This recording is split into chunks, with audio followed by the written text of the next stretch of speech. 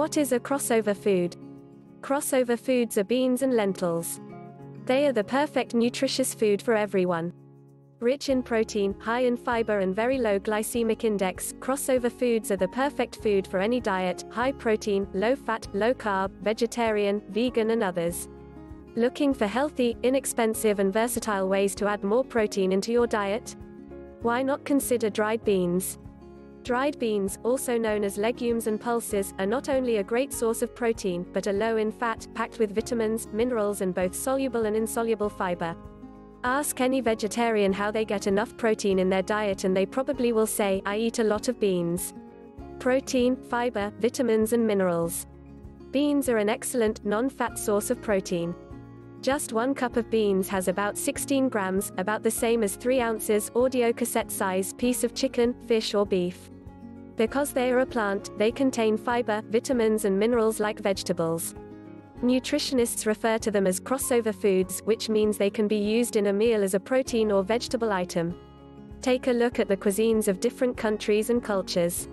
You will notice that most cultures include beans, prepared in many different ways. Such a versatile food. Another unique quality of beans is the fiber. Beans contain both soluble and insoluble fiber. What does this mean? Insoluble fiber is the technical term. You know, the stuff that makes food move through your body more easily. Insoluble fiber has received a lot of publicity in recent years because of the link to a high-fiber diet and lowered risk of several types of cancer.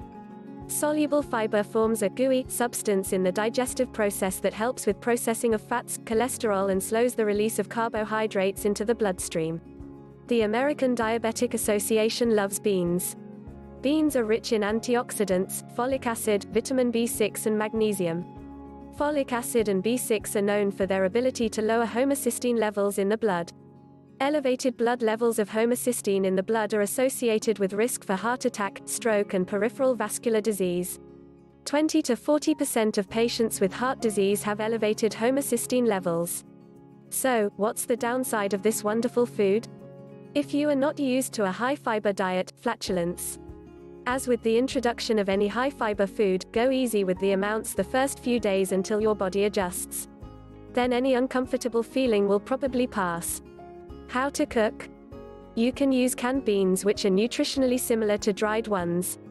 It's a good idea to rinse the beans before eating them to remove the salt and preservatives used in canning. I tend to try and avoid processed foods where possible, so I buy dried beans and cook them following the instructions on the package. Generally, beans are not complicated to cook, but require time. Most beans, except lentils, require an overnight soak in water to soften them up. Then they can be simmered until soft on the stove or in a slow cooker. Generally, the bigger the bean, the longer they take to cook. One thing to note, after soaking, rinse the beans and cook them in new water. This will help prevent flatulence. Beans can be frozen after cooking and used in sauces, soups, salads or anywhere your imagination takes you. Thank you for watching.